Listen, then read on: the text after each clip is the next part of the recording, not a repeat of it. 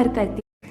आपको क्या लगता है वो कौन सा हिस्सा है जिस पे आपके पूरे शरीर की हेल्थ निर्भर करती है?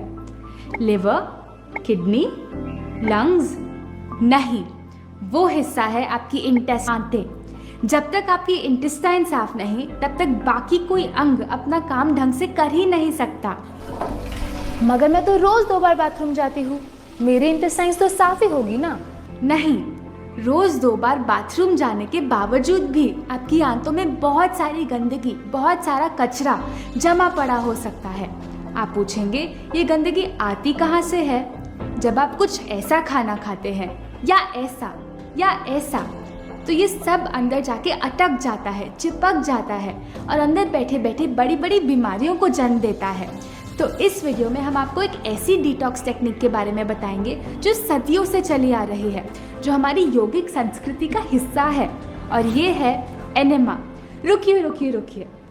इस अमावस्या कराए माँ बगलामुखी और देवी प्रत्यांगिरा की पूजा और पाए नकारात्मकता से मुक्ति। रुकिए। मुझे पता है अभी आप क्या सोच रहे होंगे, एनेमा तो बिल्कुल सेफ नहीं होता, इसमें तो दर्द होता होगा, अरे ये तो अननेचुरल है। मैंने भी जब इसके बारे में पहली बार सीखा था मुझे भी यही सब लगा था, लेकिन फिर मैंने सीखा कि अगर सही तरीके से लिया जाए तो ये 100% सेफ है। अनसेफ तो ये है कि हम वो सारी गंदगी अपने अंदर इतने सालों तक रखते हैं।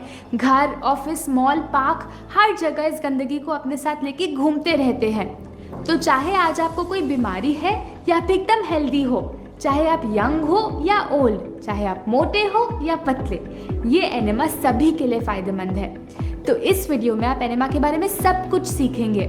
इसको कैसे लेना है, कब लेना है, इसके क्या क्या फ़ायदे हैं और ये कौन सी कंडीशंस में नहीं लेना चाहिए। तो ये वीडियो एंड तक ज़रूर देखें। एनेमा की विधि समझने से पहले आइए समझते हैं कि इसकी ज़रूरत क्यों है। क्या आपने कभी डॉक्टर नॉर्मन वॉकर के बारे में सुना है? ये चार्ट डॉक्टर नॉर्मन वॉकर ने 50 साल की रिसर्च के बाद, हजारों लोगों की बीमारियों को ठीक करने के बाद अपनी किताब में पब्लिश किया था।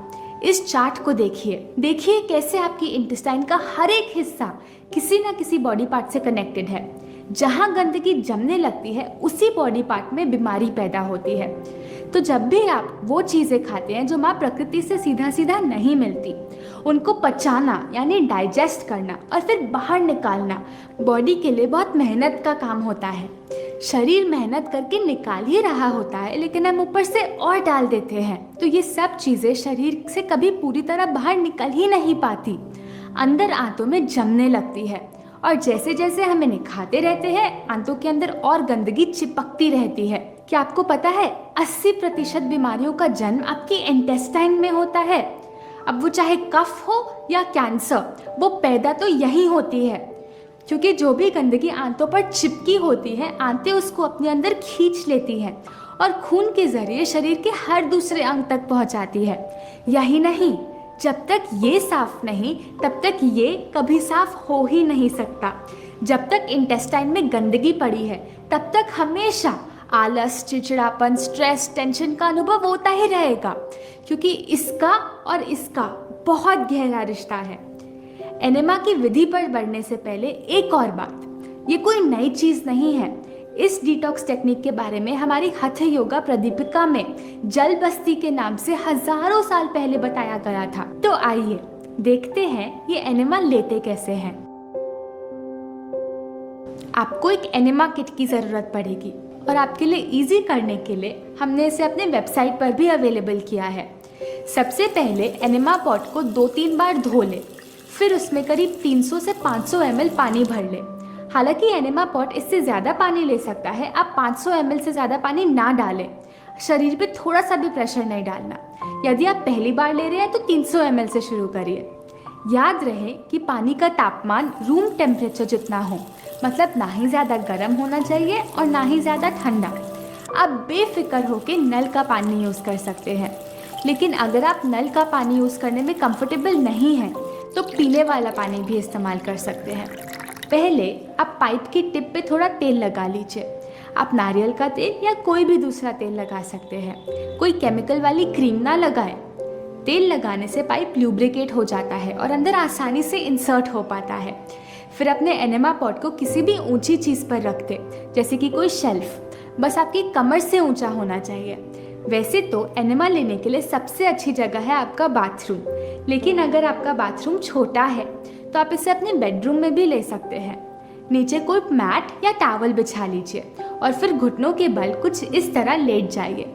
फिर पाइप को अपने रेक्टम में 2 इंच इंसर्ट कर लीजिए। चिंता ना करें, इसमें बिल्कुल दर्द नहीं होता, सच में। पाइप को एक हाथ से पकड़े रखें ताकि वो गिरे ना। आपके पाइप पर एक ऐसा स्विच लगा होगा, इसको ऑन कर दें। ऑन करते ही पानी का फ्लो शुरू हो जाएगा। अगर पानी अंदर ना जाए तो पाइप को थोड़ा आगे पीछे करके एडजस्ट कर ले। पानी एनेमा पॉट से आपकी इंटेस्टाइन्स में ट्रांसफ़र होगा। इसमें करीब 1 मिनट लगता है। पॉट खाली होने पर अपने पाइप को निकाल दें और पानी को करीब 5-7 मिनट तक अंदर होल्ड करें। कुछ मिनट आप इसी पोजीशन में होल्ड कर सकते हैं और कुछ मिनटों के लिए उठकर थोड़ी वॉक करें। वॉक करते समय अपना हाथ थोड़ा ठंडे पानी में गीला कर लीजिए और उसे अपने पेट पे मसाज कीजिए, पहले क्लॉकवाइज डायरेक्शन में और फिर एंटी क्लॉकवाइज डायरेक्शन में। मसाज करने से अंदर पड़ी गंदगी अपनी जगह छोड़ने लगती है। पानी को 5-7 मिनट अंदर होल्ड करना बहुत ज़रूरी है। ये वो समय है जब पानी अंदर जाकर अपना काम कर रहा होता है, पुरानी से पुरानी गंदगी को बाहर निकाल रहा होता है। अगर आप 5 मिनट भी होल्ड नहीं कर पाते तो अगले दिन क्वांटिटी थोड़ी कम कर दें, 150 ml से शुरुआत करें। पानी ज़्यादा लेने से फ़ायदा नहीं होता, बल्कि पानी को अच्छे से करीब 5-7 मिनट अंदर होल्ड करने से फ़ायदा होता है। जब आपको बाथरूम जाने का प्रेशर आए तो आप बाथरूम जाएं और आप देखकर हैरान रह जाएंगे कि अंदर कितनी गंदगी, कितने टॉक्सिन्स पड़े हुए थे। अगर आप एक पूरे दिन के उपवास के बाद एनेमा लेंगे तो उसका और असर अच्छा आएगा। आप देखेंगे कि एनेमा के बाद बहुत डार्क कलर का वेस्ट निकलेगा, जिसका मतलब कि वो बहुत पुरानी गंदगी है। एनेमा के पूरे प्रोसेस को करने में सिर्फ 10 मिनट लगते हैं और इसे करना बहुत ही आसान है। तो इसे टाइम नहीं है बोलकर टाल मत देना, क्योंकि अगर आपकी इंटेस्टाइन साफ नहीं होगी तो आपको अपना हर काम करने में आलस आएगा। आप जीवन में कुछ भी चीज़ फुर्ती से कर ही नहीं पाएंगे। तो क्यों ना अपने 10 मिनट निकाल कर उस गंदगी को बाहर निकाला जाए। एनेमा कितने समय तक लेना है ये आपकी हेल्थ पर डिपेंड करता है। प्लीज़ अब आप ध्यान से सुनिएगा, क्योंकि ये बहुत इंपॉर्टेंट पॉइंट है।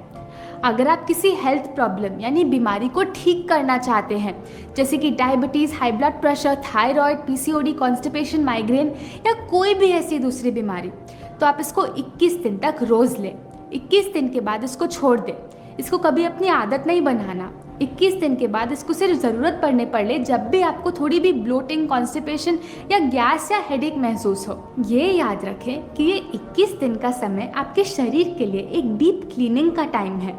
तो इन दिनों आप अपने भोजन पे भी ज़्यादा ध्यान दें। ज़्यादा से ज़्यादा फल, सब्जियाँ, जूसेस लें और पैकेट बंद, बॉटल बंद, टिन बंद खाना, नॉन वेज बिल्कुल बंद कर दें। अब अगर आप एकदम स्वस्थ हैं, आपको कोई भी बीमारी नहीं है, तब भी एनेमा आपके लिए बहुत फ़ायदेमंद है। ऐसे में आप इसको 7 दिन तक रोज़ लें, फिर दूसरे हफ्ते हर ऑल्टरनेट दिन लें और तीसरे हफ्ते सिर्फ 2 बार लें और 3 हफ्तों के बाद सिर्फ ज़रूरत पड़ने पर लें। जो भी प्लान आप फॉलो करें, आप देखेंगे कि जब आपकी इंटेस्टाइन्स क्लीन होगी तो आपकी एनर्जी कितनी बढ़ जाएगी। आपको दिन के बीच आलस या नींद आनी भी बंद हो जाएगी। आपकी स्किन साफ दिखने लगेगी। वेट ज़्यादा है तो वो कम हो जाएगा। और अगर आपको कोई भी दूसरी हेल्थ प्रॉब्लम है, आप देखेंगे उसमें भी इम्प्रूवमेंट आने लगेगी। आंतों को साफ रखना ये एक ऐसा सच है जो ना डॉक्टर्स, ना कोई दवाई बनाने वाली कंपनी, ना एडवर्टिजमेंट्स, कोई आपको इस सच के बारे में नहीं बताता। प्रकृति ने सबसे खूबसूरत तोहफा जो हम ह्यूमंस को दिया वो है हमारा माइंड। दोस्तों, इसी माइंड से हमने, क्योंकि ये सच बताने में किसी का प्रॉफिट नहीं है सिवाय आपके। एक और इम्पॉर्टेंट बात, कभी भी एनेमा का फ़ायदा ना उठाएं। कभी ऐसा मत सोचे, अरे चलो जो खाना है खा लेते हैं, एनेमा से निकाल देंगे। नहीं, एनेमा सिर्फ तब काम करेगा जब आपका भोजन भी अच्छा होगा, जब भोजन सात्विक होगा। अगर आप ऊपर से रोज़ गंदगी डालते रहेंगे तो एनेमा ले लेके कोई फ़ायदा नहीं। तो एनेमा के साथ हमारी हिंदी नॉलेज प्लेलिस्ट की वीडियोस भी फॉलो करें, जिसमें हमने बाकी स्टेप्स बताए हैं। एक और क्वेश्चन जो अक्सर आप में से कुछ लोग पूछते हैं वो ये कि एनेमा दिन के किस समय लेना चाहिए। बेस्ट है इसको खाली पेट सुबह के टाइम लेना। सुबह हमारी बॉडी क्लेंजिंग मोड यानी सफाई के मोड में होती है। सुबह के टाइम यदि आपको नेचुरल मोशन होता है, अपने आप पेट साफ हो जाता है, तो उसके बाद एनेमा लें। और यदि आपका पेट साफ नहीं हो रहा तो फिर भी आप एनेमा ले सकते हैं। अगर किसी भी वजह से आप इसको सुबह नहीं ले सकते तो आप दिन के किसी भी समय ले सकते हैं, लेकिन आपको हमेशा एनेमा और खाने के बीच 2 घंटे का गैप रखना होगा। अगर आप में से कुछ लोगों को अभी भी शायद लग रहा हो ये तो हमसे कभी नहीं हो पाएगा। जब मैंने इसके बारे में पहली बार सीखा था तो मुझे भी यही लगा था, एनेमा ये तो मैं कभी नहीं कर पाऊंगी, ये मुझसे नहीं हो पाएगा, मुझे इसकी क्या ज़रूरत। लेकिन आप मेरा विश्वास कीजिए, सिर्फ एक बार ये करने के बाद ये एकदम नॉर्मल लगने लगेगा। जैसे हम रोज़ दांत ब्रश करते हैं, हम ये तो नहीं सोचते ना, छी मैं नहीं दांत ब्रश करूँगी क्योंकि वो इतने गंदे हैं। तो हम अपनी इंटेस्टाइन्स के लिए ऐसा क्यों सोचें। आइए अब कुछ इम्पॉर्टेंट प्रश्नों के जवाब डिस्कस करते हैं। पहला, क्या हम पानी में कुछ मिला सकते हैं? बिल्कुल नहीं। आजकल कॉफ़ी एनेमा बहुत फेमस है, लेकिन हम आपको नहीं रेकमेंड करते। आपको पानी में कुछ नहीं मिलाना, कोई नमक नहीं, कोई कॉफ़ी नहीं, कोई साबुन नहीं। और एनेमा भी वो यूज़ करें जो ऐसा दिखता हो। आजकल केमिस्ट पर साबुन और ग्लिसरीन वाले एनेमा मिलने लगे हैं, वो बिल्कुल ना यूज़ करें। दूसरा, क्या मुझे एनेमा की आदत तो नहीं लग जाएगी? नहीं, जैसे हमने बताया अगर आप वैसे ही फॉलो करेंगे तो आदत नहीं लगेगी। ज़्यादा से ज़्यादा ये सिर्फ 21 दिन तक रोज़ लेना है। 21 दिन में अंदर से आंतें काफ़ी साफ़ हो जाती है। फिर जैसे कि हमने आपको पहले बताया, इसको छोड़ दें और सिर्फ ज़रूरत पड़ने पर लें। ऐसे फॉलो करेंगे तो आदत बिल्कुल नहीं लगेगी। आदत उन चीज़ों की लगती है जो हम ऊपर से लेते हैं, लैक्सेटिव्स, पर्गेटिव्स और अलग अलग चूरन। तीसरा सवाल, क्या एनेमा लेने से जो मेरी इंटेस्टाइन्स में अच्छे बैक्टीरिया हैं वो तो नहीं चले जाएंगे? आप सोचिए कि जब हम ऐसा खाना खाते हैं तो आंतों के अंदर गंदगी की मोटी मोटी परतें चिपक जाती हैं। गंदी आंतों में अच्छे कीटाणु कैसे पैदा हो सकते हैं, आप ही बताइए। लेकिन जब एनेमा के थ्रू आप आंतों को साफ करेंगे तभी तो उसमें अच्छे बैक्टीरिया आ पाएंगे। अगला सवाल, क्या ये एनेमा अननेचुरल नहीं है? हम मानते हैं कि ये नेचुरल प्रोसेस नहीं है, हम पूरी तरह मानते हैं। लेकिन हम आपसे पूछना चाहेंगे, जो हम खाते आए हैं क्या वो नेचुरल है? जब हमारा खाना ही नेचुरल नहीं तो जब हम उसको साफ करने के लिए बाहर से किसी चीज़ की मदद ले रहे हैं तो इतनी हिचकिचाहट क्यों? और हम डाल क्या रहे हैं? सिर्फ पानी, सादा पानी। अगला सवाल, क्या बच्चे भी एनेमा ले सकते हैं? 10 साल से बड़े बच्चे ये वाला एनेमा आसानी से ले सकते हैं। उनके लिए आप थोड़ा कम पानी इस्तेमाल करें, 300 ml से ज़्यादा नहीं। 10 साल से छोटे बच्चे भी ले सकते हैं, लेकिन उनको एक एक्सपर्ट की सुपरविजन में लेना चाहिए। अगला सवाल, क्या प्रेगनेंसी में इसको ले सकते हैं? प्रेगनेंसी में हम इसको लेना नहीं रेकमेंड करते। क्या पीरियड्स के दौरान इसको लिया जा सकता है? हाँ जी बिल्कुल, पीरियड्स के दौरान ले सकते हैं, कोई प्रॉब्लम नहीं। आखिरी सवाल, क्या हम इसे पाइल्स, हेमरॉइड्स, फिशर्स और फिस्टुला की प्रॉब्लम में भी ले सकते हैं? इन सिचुएशंस में हम एनेमा नहीं रेकमेंड करते, क्योंकि इन सिचुएशंस में स्किन बहुत सेंसिटिव होती है और थोड़ी भी इंटरफेरेंस से प्रॉब्लम हो सकती है। तो ऐसे में आप एनेमा ना लें और बाकी